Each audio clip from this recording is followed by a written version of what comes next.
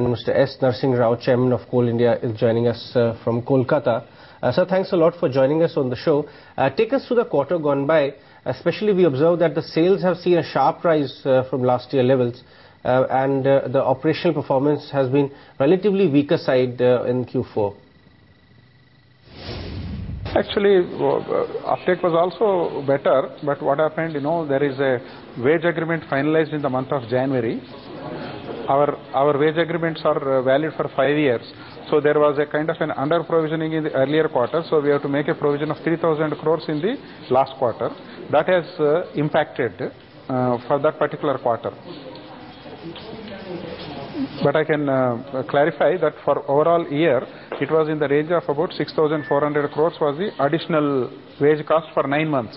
The last year, since our agreement is effective from 1st July, it was only 9 months of the last year these revised wages were applicable.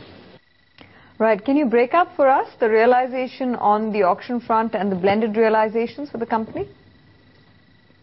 Yeah, our aggregate realization is around 1,500 rupees per ton. Right.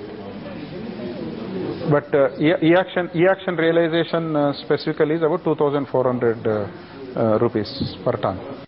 All right. But what's the guidance on coal dispatches, especially for FY13? We are looking at 470 million tons as a target. This is up from 432. That is almost 7.5% growth we are envisaging. What is the total number of FSAs signed, and what is the total committed coal supply for the same? This particular FSAs which the Central Electricity Authority has communicated to us, that which were supposed to have been ready by 31st December, numbering 49, requiring about 36 million tons of coal. 14 have them have signed, which is about 12 million tons requirement.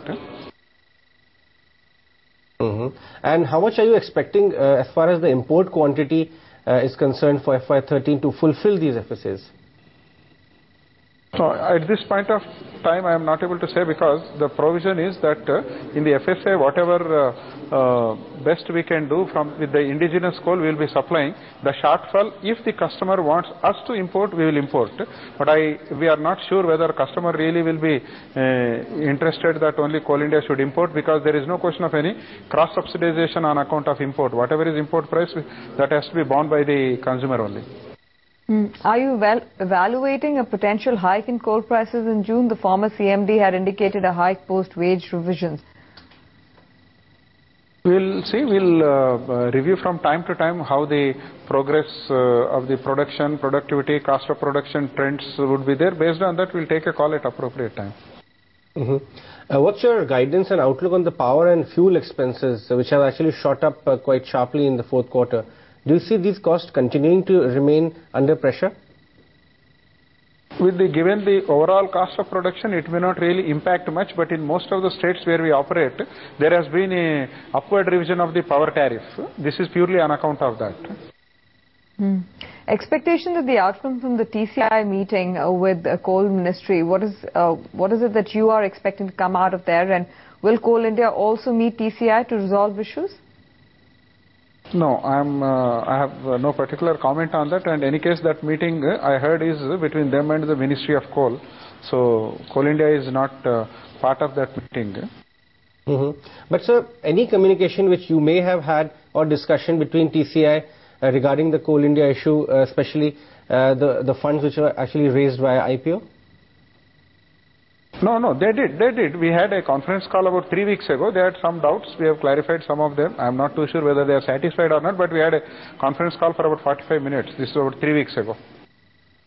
Could you comment on the 1,300 crore fine slapped by the Orissa government on the Mahandi coal fields? I also seen that in the press today. I don't have any specific information. Next 2-3 days we are traveling to Mahanadi. We'll certainly discuss with our colleagues there.